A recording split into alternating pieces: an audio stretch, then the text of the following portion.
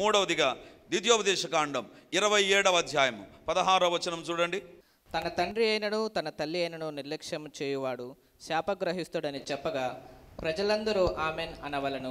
తల్లిదండ్రులను నిర్లక్ష్యం చేసే వాళ్ళు ఉంటే దేవుని యొక్క వాక్యం చెప్తుంది, తల్లిదండ్రులు అందరూ నిర్లక్ష్యం చేస్తారు కదా, కోటికో ఎవడో ఒకడు ఆ పుణ్యాత్ముడు ఎవడో అనుకుంటాం మనం కదా. నిర్లక్ష్యము చేయడమే ఈ దినాలు అధికమవుతుంది తల్లిదండ్రులను. దేవుని బిడ్డలారా, కానీ తల్లిదండ్రులను నిర్లక్ష్యము చేయవాడు ఎవరంట? శాపగ్రస్తుడు. నీకు జన్మనిచ్చినటువంటి తల్లిని, నిన్ను పెంచినటువంటి తండ్రిని ఎట్టి పరిస్థితుల్లో నిర్లక్ష్యం చేయకూడదు. అది వాళ్ళు వయసులో ఉన్నారా, నువ్వు యవనస్తుడుగా ఉన్నావా, నీ తల్లిదండ్రులను ఎట్టి పరిస్థితుల్లో నిర్లక్ష్యం చేయకూడదు. కొంతమంది తల్లిదండ్రుల దగ్గర చాలా వర్స్ట్గా బిహేవ్ చేస్తూ ఉంటారండి.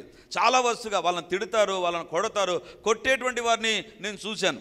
అంటే ఎవరో తాగుబోతు కొట్టాడంటే సరే, తాగుబోతు కొట్టాడండి, విశ్వాసి సేవ చేస్తూ ఉంటారు, సేవకు వస్తూ ఉంటారు, సేవలో ఇన్వాల్వ్ అవుతుంటారు, తల్లిదండ్రులను నిర్లక్ష్యం చేస్తారు. దేవుని బిడ్డలారా, నీ తల్లిని నీ తండ్రిని ఎట్టి పరిస్థితుల్లో నిర్లక్ష్యం చేయకూడదు.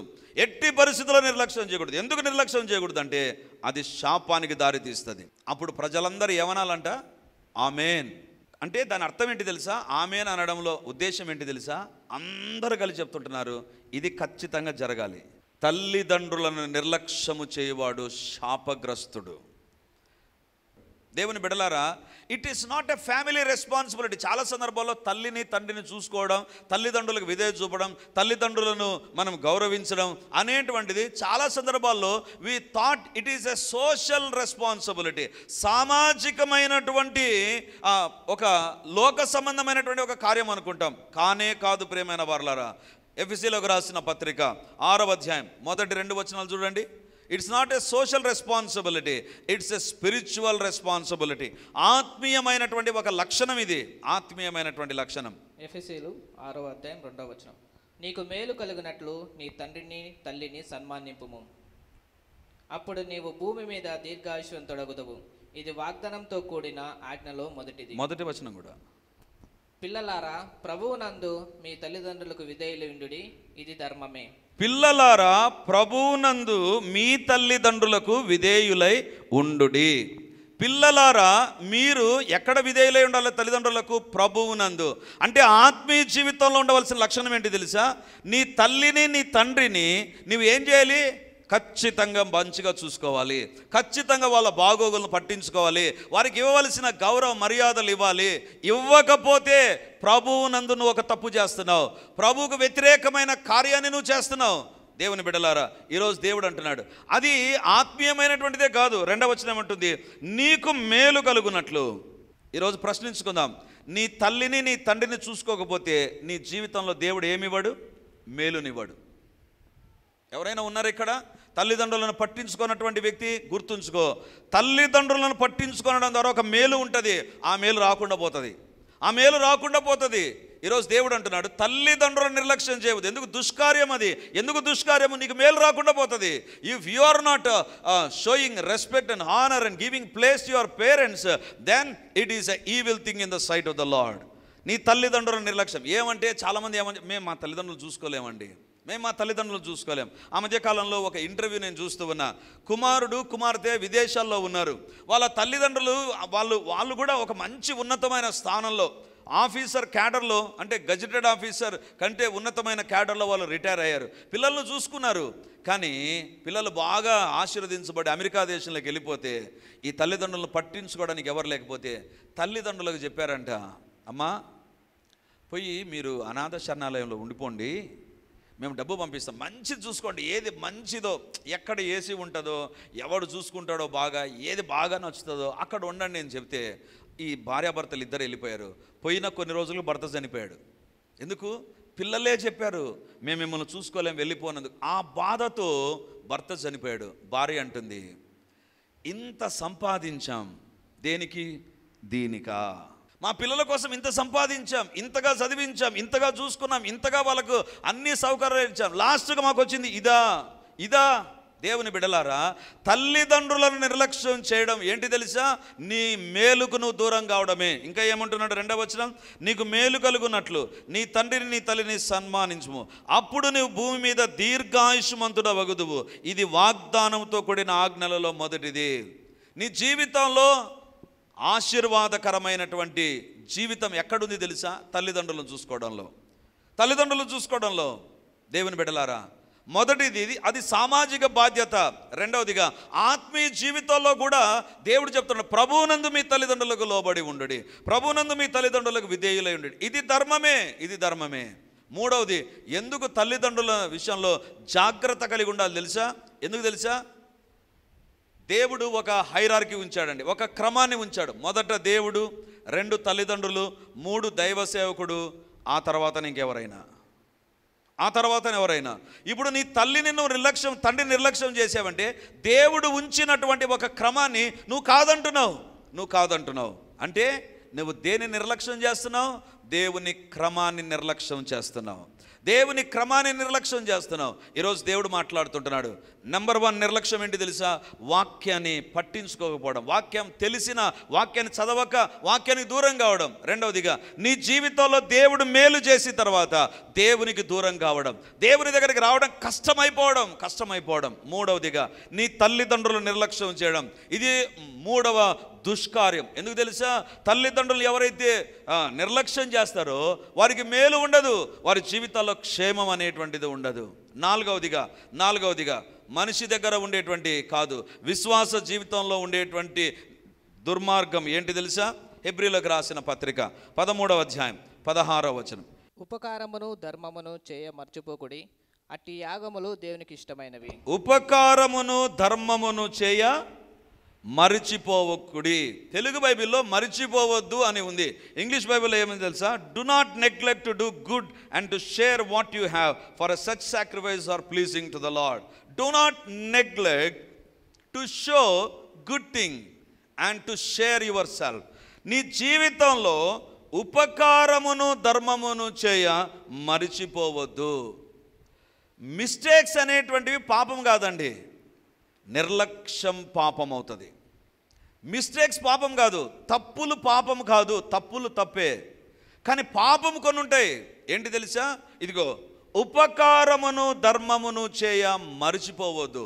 నీ జీవితంలో దేవుడు ఒక నిర్లక్ష్యాన్ని చూస్తున్నాడు. ఏంటంటే నీ దగ్గర ఉండేటువంటిది ఏంటో లేని వారికి ఇవ్వడం అనేటువంటి విషయంలో మనం నిర్లక్ష్యం చూపుతూ ఉంటాం. నీ దగ్గర ఉంటుంది దేవుని బిడ్డలారా, నిర్లక్ష్యం వహిస్తూ ఉంటాం. ఈరోజు సమయం వచ్చింది కాబట్టి నేను చెప్పాలి, దాచిపెట్టుకోకుండా. ఏది కూడా నేను దాచిపెట్టకుండా మైక్లో చెప్తానండి. ఎందుకు తెలుసా? Let everything be on white paper. అందరికీ తెలియాలి ఇది. మనము లాస్ట్ ఇయర్ కాకుండా అటుపోయిన సంవత్సరము బీదలకు మనం వస్త్రాలు ఇస్తామని చెప్పామండి. సో మీ దగ్గర ఉండేటువంటి వస్త్రాలు ఇవ్వండి అంటే కొంతమంది చాలా మంచి వస్త్రాలు ఇచ్చారండి. మరి ఎవరో ఆ విశ్వాస వీరుడో వీరురాలో నాకు తెలియదు, కానీ పనికి మాలినవి, అంటే ఇట్లా పట్టుకుంటే చినిగిపోతుంది ఆ వస్త్రం, అంత వర్స్ట్ క్లాత్స్ తీసుకొని ఇచ్చారు. అవి ఎంత దారుణంగా ఉన్నాయంటే అనిపించింది. అంటే వీళ్ళింట్లో తోముకోవడానికి కూడా తుడుచుకోవడానికి కూడా పనికిరాని వస్త్రాలు వేరే వాళ్ళకి ఇవ్వాలని చూశారు. ఇవ్వచ్చండి అట్లా? నాకు అనిపించింది, అలాంటి వస్త్రాలే వాళ్ళకి ప్యాక్ చేసి గిఫ్ట్గా పంపిస్తే ఎట్లుంటుందో.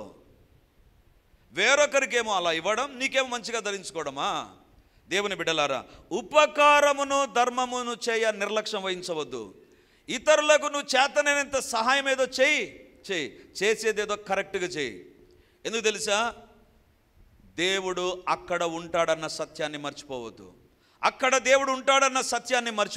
ఎక్కడుంటాడు తెలుసా? దేవుడు అంటాడు, నేను రోగినై ఉంటిని, నా దగ్గరికి మీరు వచ్చారు. నేను చెరసాల్లో ఉంటిని, నన్ను చూడడానికి వచ్చారు. నేను దిక్కులేని వ్యక్తిగా ఆకలికి అలమటిస్తుంటే నాకు ఇచ్చారు.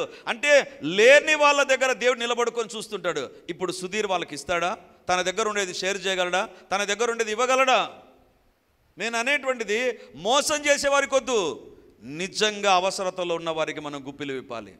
ఉపకారమును ధర్మమును చేయ మరువవద్దు. ఇది బైబిల్ చెప్పే మాట. ఇది ఎన్జిఓస్ చెప్పే మాట కాదు. ఏదో ప్రజాసేవ చేసేవారు చెప్పేది కాదు, ప్రభు యొక్క వాక్యం చెప్తుంది. ఉపకారమును ధర్మమును చేయ మర్చిపోకుడి. అవి ఎలాంటివి తెలుసా? అట్టి యాగములు దేవునికి ఇష్టమైనవి. నువ్వు ఇతరులకు సహాయం చేస్తావు చూసావా? వాళ్ళ అవసరతల్లో నీకు తెలిసిందేదో నువ్వు ఇవ్వడం ప్రారంభిస్తావు చూసావా? దేవుని బిడ్డలారా, నీవు ఇతరులకు సహాయం చేసినప్పుడు ఖచ్చితంగా రెండింటిని నువ్వు ఫేస్ చేయాల్సి ఉంటుంది. ఒకటి ఏంటి తెలుసా? తీసుకుంటారు, మర్చిపోతారు. నువ్వు చేసిన సహాయాన్ని మర్చిపోతారు. 100కి 90 మంది నువ్వు చేసిన సహాయాన్ని మర్చిపోతారు. రెండవదిగా 10 మంది మాత్రమే జ్ఞాపకం ఉంచుకుంటారు.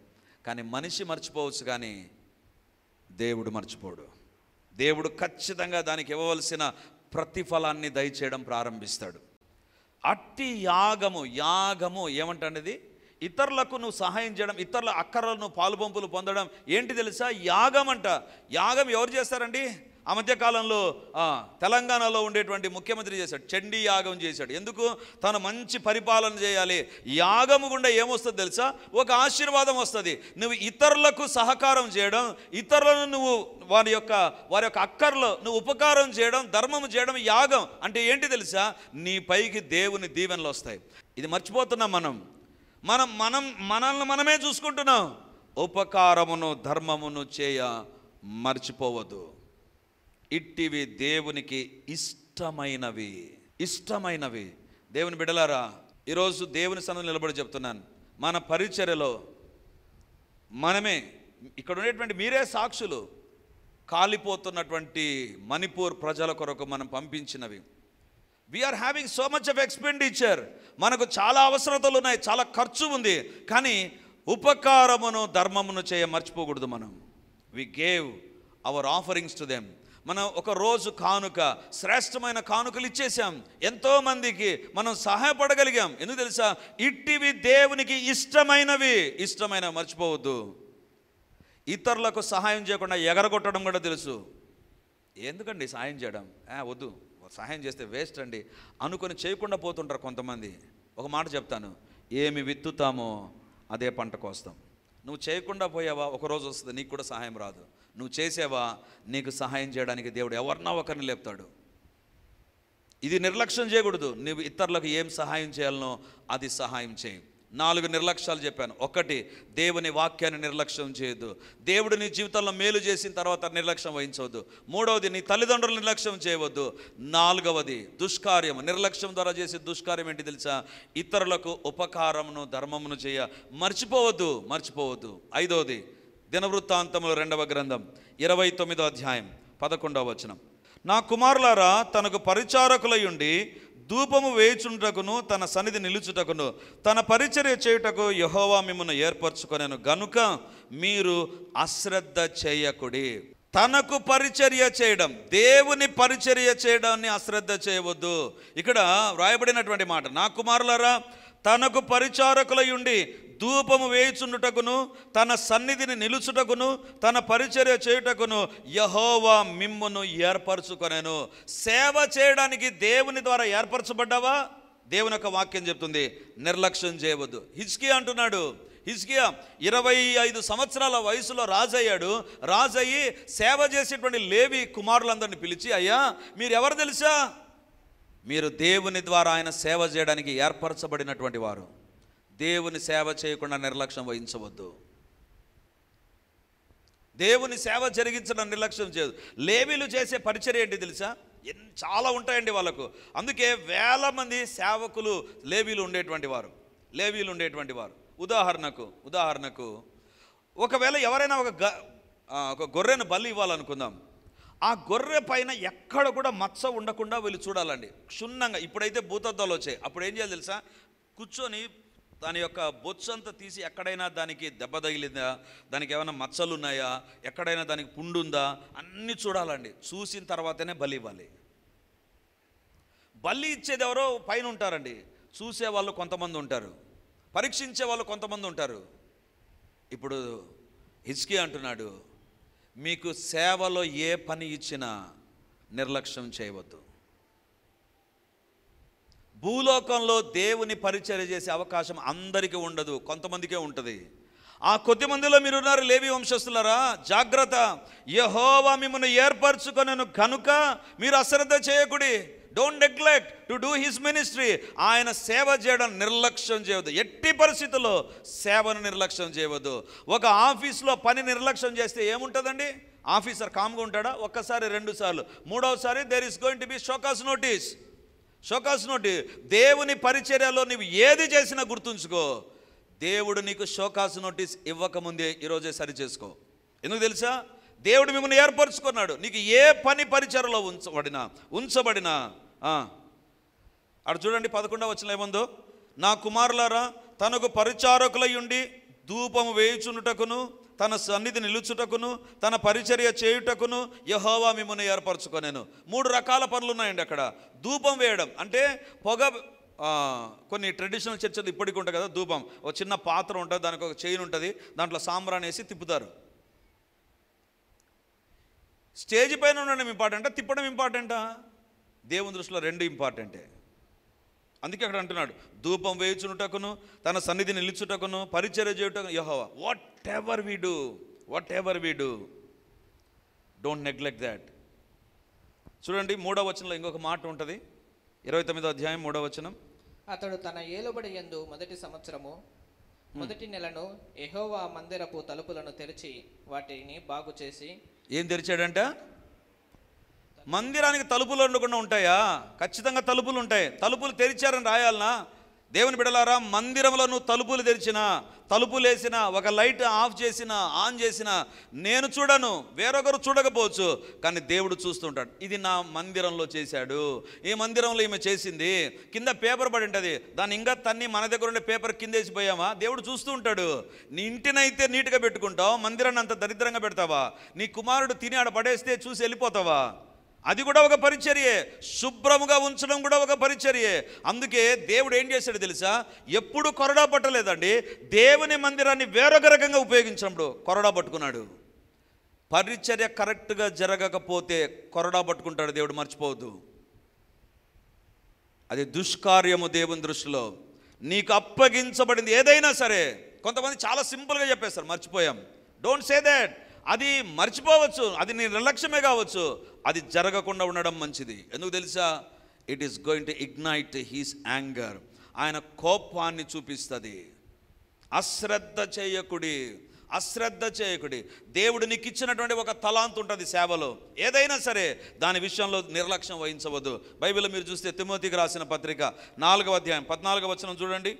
పెద్దలు హస్త నిక్షేపణము చేయగా ప్రవచన మూలమున నీకు అనుగ్రహింపబడి నీలో ఉన్న వరమును అలక్ష్యము చేయకుము. దేవుడు నీకు ఒక టాలెంట్ ఇచ్చింటాడు. ఉదాహరణకు నేను చెప్తానండి, దేవుడు నాకు తర్జుమా చేసే తలాంత్ ఇచ్చాడండి.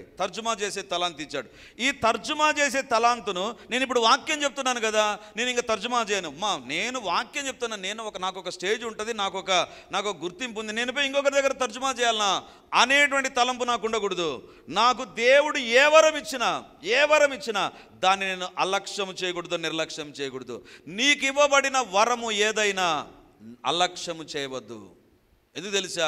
అది దేవుడు నీకు ఇచ్చినటువంటిదే. దేవుని బిడ్డలారా, ఒకానొక సందర్భంలో ఒక సేవకుడు కడపకు వచ్చాడండి. కడపకు వచ్చినప్పుడు ఆయనకు తర్జుమా చేయడానికి నన్ను పిలిచారు. తర్జుమా చేయడానికి నాకు అనిపించింది, నేను స్టేజీ పైన ఎక్కి వాక్యం చెప్తున్నాను కదా, ఎవరో వాక్యం చెప్తే నేను తర్జుమా చేయడం ఏంటి అని నాకు అనిపించి ఫస్ట్ ఏమన్నానంటే, నాకు మీటింగ్ ఉందిలే బ్రదర్, నేను రానులేని. అబద్ధమాడా, నిజంగా చెప్తున్నాను, అబద్ధమాడి యాక్చువల్గా ఒక 4 వారాల ముందే వాళ్ళు అడిగారు నన్ను, మీటింగ్ 4 వారాల ముందే అడిగినప్పుడు నేను అన్నాను, వద్దులేండి అని చెప్పకుండా, నాకు మీటింగ్ ఉంది. లేదు, నాకు వాస్తవానికి మీటింగ్ లేదు, కానీ నేను పోయి తర్జుమా చేయడమా, వాక్యం చెప్పేటువంటి నేను తర్జుమా చేయడమా అని కొంచెం ఓవర్ అనుకొని ఫీల్ అయిపోయి నేను రాను, నాకు మీటింగ్ ఉంది అని చెప్పాను. ఆ వారంలో అండి, అంటే ఐ థింక్ నేను చెప్పింది సోమవారం ఏమో చెప్పాను, బేస్తవారం పరిచర్య. నిలబడితే నాకు మనసులో నెమ్మది లేదు. ఏంది నెమ్మది లేదు? నేనేం తప్పు చేశాను? సరే ఇంటికి పోయాను, ప్రభా ఏదైనా తప్పు చేసి క్షమించు అనుకున్నాను. ఆదివారం నిలబడ్డాను, వాక్యం చెప్తున్నాను, కానీ నాకు ఎక్కడో లోపం నాలోనే ఉన్నట్టుగా అనిపిస్తుంది. వాక్యమేమో చెప్తున్నా, వాక్యం ప్రజలు వింటున్నారు, బాగానే ఉంది, కానీ ఎక్కడో లోపల నాకు ఒక ఫ్రీడమ్ లేదు, స్వాతంత్రం లేదు, ఎక్కడో ఏదో ఒకటి నాకు ఐ కెనాట్ ఎక్స్ప్లెయిన్ దట్, దాన్ని నేను చెప్పలేను, ఏదో నాకు తృప్తి లేదు, నాకు మనశ్శాంతి లేదు. ఇంక మీరు ఏమైనా చెప్పండి, వాక్యం చెప్తున్నాను, పరిచర్య జరుగుతుంది, కానీ I don't have a freedom in my spirit, నా ఆత్మలో నాకు మనశ్శాంతి లేదు.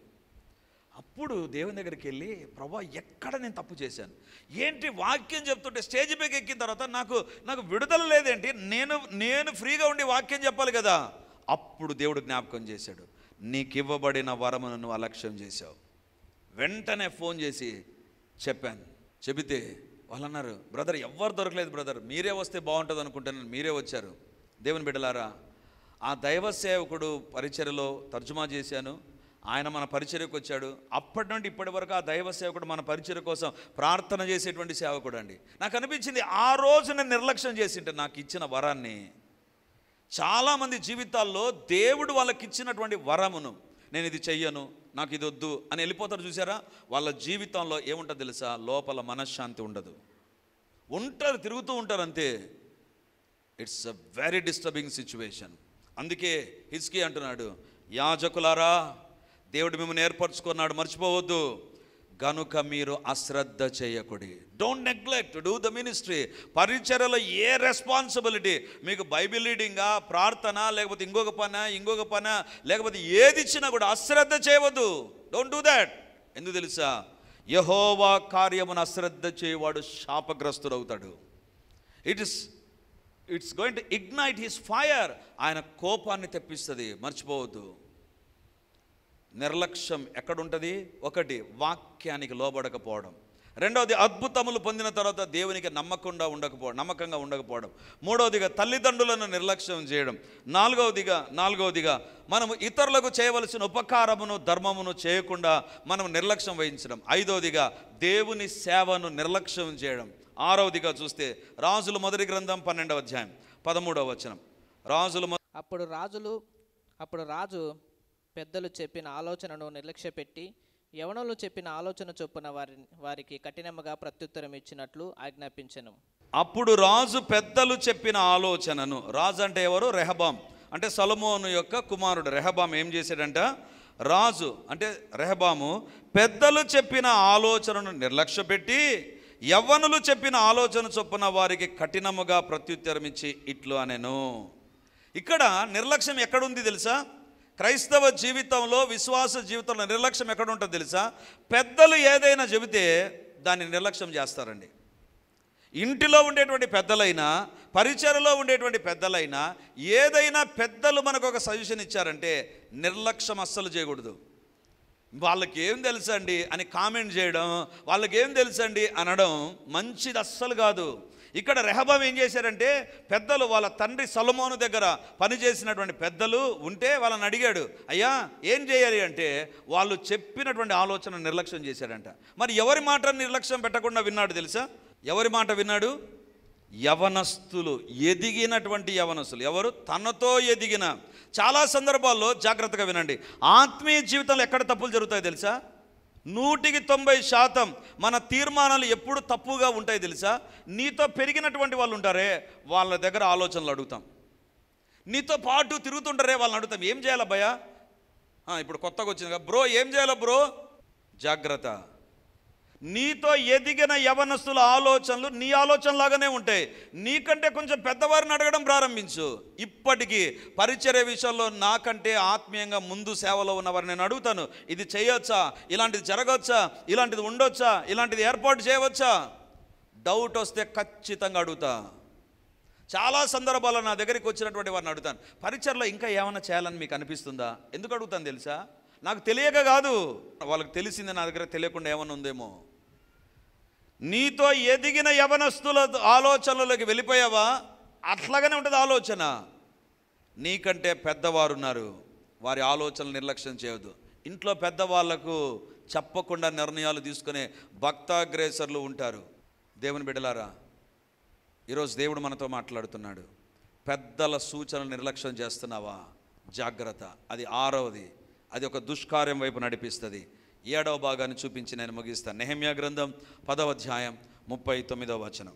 ఇశ్రాయేలును లేవీయులను ధాన్యమును క్రొత్త ద్రాక్షారసమును నూనెను తేగా సేవ చేయు యాజకులను ద్వారా పాలకులను గాయకులను వాటిని తీసుకుని ప్రతిష్ఠితులకు ఉపకరణములుండు మందిరపు గదులలో ఉంచవలనని మా దేవుని మందిరము మేము విడిచిపెట్టము. తెలుగు బైబిల్లో విడిచిపెట్టము అని ఉంది. ఇంగ్లీష్ బైబిల్లో ఏముంటుంది తెలుసా? We will not neglect the temple of the lord. మేము దేవుని మందిరాన్ని నిర్లక్ష్యం చేయము. అంటే దేవుని మందిరానికి రావడం అనేటువంటిది నిర్లక్ష్యం చేస్తామండి. నిర్లక్ష్యం చేస్తాం అంటే ఏదో ఒక కారణాన్ని బట్టి, అది ఒక ఉద్యోగమో ఒక పనో ఇంకా మన ఫ్రెండో ఏదో ఒక దాన్ని బట్టి దేవుని మందిరాన్ని నిర్లక్ష్యం చేస్తాం. దేవుని యొక్క వాక్యం చెబుతుంది, మా దేవుని మందిరమును మేము విడిచిపెట్టము. మేము క్రమం తప్పకుండా వస్తాం, నిర్లక్ష్యం చేయము. దేవుని బిడలారా, క్రమంగా ఉద్యోగానికి పోకపోతే ఏమవుతుంది? ఉద్యోగం ఉంచుకుంటారా? క్రమంగా చదివేటువంటి వ్యక్తి కాలేజీ పోకపోతే ఏమవుతుంది? అబ్బా వెరీ గుడ్, ఎక్సలెంట్ స్టూడెంట్ నువ్వు అని ప్రమోట్ చేస్తారా? దేవుని మందిరానికి క్రమంగా రానటువంటి జీవితాలు అదే రకంగా ఉంటాయి. క్రమముగా ఉండరండి. They will be neglecting. ఈ వారం వచ్చాం కదా, ఇంకా రావాల్సిన పని లేదులే, నెక్స్ట్ వారం వీలైతే చూద్దాం, లేకపోతే అట్టొచ్చే వారం చూద్దాం కదా. ఆదివారమే ఎందుకంటే సోమవారం నుంచి శనివారం వరకు కాలేజీలు అవి ఇవి తిరిగి ఆదివారం చర్చి కదా, పోవచ్చులే, పోదాంలే, అంత ఎగేసుకొని పోవాలన్నా తొందర ఏమంతా, పోయి నువ్వు పెద్ద సింగర్ అయి కూర్చొని పాడలాడా అని మనకే అనిపిస్తుంది కదా. అనిపించి లేటుగా వస్తాం. నిర్లక్ష్యం ఉంటుంది. దేవుని మందిరం దగ్గర ఎవరి జీవితం అయితే నిర్లక్ష్యం ఉంటుందో గుర్తుంచుకో. దేవుని మందిరానికి క్రమంగా రానటువంటి వ్యక్తి తన ఆత్మీయ జీవితంలో త్వరగా పడిపోతాడు. ఎందుకు తెలుసా? దేవుని మందిరంలో పరిశుద్ధతను గురించి ఉంటుంది, బయట పరిశుద్ధతను గురించి ఉండదు, అందుకే పడిపోతాడు. దేవుని మందిరంలో ప్రార్థన ఉంటుంది, బయట ప్రార్థన ఉండదు, అందుకే పడిపోతాడు. దేవుని మందిరంలో స్తుతి ఆరాధన ఉంటుంది, బయట ఉండదు, అందుకే పడిపోతాడు. దేవుని మందిరంలో దేవునికి నువ్వు ఇచ్చేటువంటిది ఉంటుంది, బయట వేరొక దానికి ఇచ్చేటువంటిది ఉంటుంది, అందుకే పడిపోతాం. దేవుని మందిరంలో దేవుని యొక్క సన్నిధి ఉంటుంది, బయట సాతాను సన్నిధి ఉంటుంది, అందుకే పడిపోతాం. అందుకే వీళ్ళు అంటున్నారు, మా దేవుని మందిరాన్ని మేము నిర్లక్ష్యం చేయం. ఎందుకు తెలుసా? ఇది నెహెమ్యా గ్రంథంలో రాయబడిన మాట. వాళ్ళు చాలా కాలం దేవుని మందిరానికి దూరం అయిపోయారు. ఇప్పుడు దేవుని మందిరం దగ్గరికి వస్తున్న వాళ్ళు ఒక తీర్మానం చేసుకున్నారు, we will not neglect the temple of the lord. దేవుని యొక్క ఆలయాన్ని మేము నిర్లక్ష్యము చేయము, క్రమంగా ఉంటాం దేవుని మందిరంలో. దేవుని బిడలారా, నీ జీవితంలో క్రమము లేని చర్చికి రావడం అనేటువంటిది చూసారా, అది నీ జీవితంలో ఉండేటువంటి నిర్లక్ష్యం, అది ఒక దుష్కార్యము.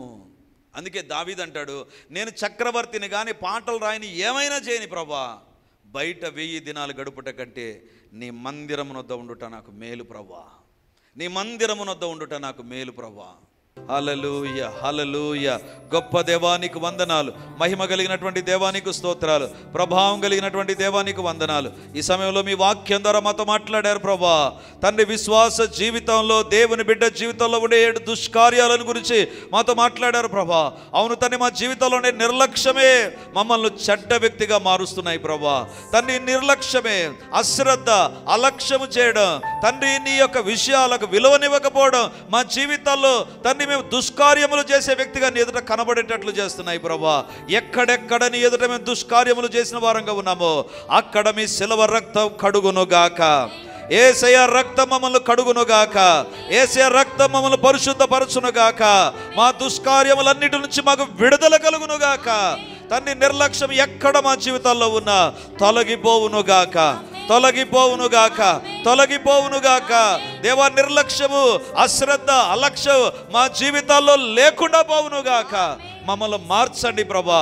మా బ్రతుకులు మార్చబడునుగాక, మా నడవడిక మార్చబడునుగాక, మా మాట తీరు మార్చబడునుగాక, మా ఉద్దేశాలు మార్చబడునుగాక. మీరే మమ్మల్ని దర్శించండి, మాలో సమూలమైన మార్పులు తీసుకురండి ప్రభా. తండ్రి, నిర్లక్ష్యము ద్వారా కలిగేటువంటి దుష్కార్యములకు కలిగే ప్రతిఫలం మాకు రాకుండా చేయండి ప్రభా. కృపతో క్షమించండి. మేము ఏ నిర్లక్ష్యముని ఎదుట మేము చూపించి ఉన్నా మమ్మల్ని మన్నించండి ప్రభా. నీ శిలువ రక్తం మమ్మల్ని కడుగునుగాక, నీ శిలువ రక్తం మమ్మల్ని కడుగునుగాక, నీ శిలువ రక్తం మమ్మల్ని కడుగునుగాక. దేవా, మీరే మా జీవితాల్లో మార్పును తీసుకొని వచ్చి ఆశీర్వదించి దీవించి మహిమను పొందుమని యేసయ్య పరిశుద్ధ నామమందు ప్రార్థించి అడిగి పొంది ఉంటున్నాము తండ్రి. ఆమేన్, ఆమేన్. Praise the Lord. యేసుక్రీస్తు పరిశుద్ధ నామమందు ఈ యొక్క విమోచన గడి అనే టీవీ కార్యక్రమాన్ని వీక్షిస్తున్నటువంటి దేవుని బిడ్డలారా, మీ ఒక్కొక్కరికి నా హృదయపూర్వకమైనటువంటి వందనాలు, శుభములు, ప్రార్థనలు తెలియజేస్తున్నాను. దేవుని యొక్క ఉచితమైన కృపను బట్టి ప్రతి ఆదివారం ఉదయం 9:30 గంటలకు మొదటి ఆరాధన రెడీమర్ చర్చ్లో జరుగుతూ ఉంది. వందలాది మంది ప్రజలు హాజరై దేవుని దీవెనలు పొందుతుంటున్నారు. మీరు కడప చుట్టూ ఉండేటువంటి గ్రామాల్లో ఉండేటువంటి వారైతే, సమీపాన ఉండేటువంటి వారైతే ఆదివారం ఆరాధనకు తప్పకుండా హాజరై దేవుని దీవెనలు మీరు పొందాలని కోరుతుంటున్నాను. మీకోసం ప్రత్యేకంగా దేవుని యొక్క సందేశం, ప్రత్యేకమైన ప్రార్థనలు, వ్యక్తిగతంగా మిమ్మల్ని కలుసుకొని మీ గురించిన విషయాలు తెలుసుకొని ప్రార్థించాలని మేము సిద్ధంగా ఉన్నాం.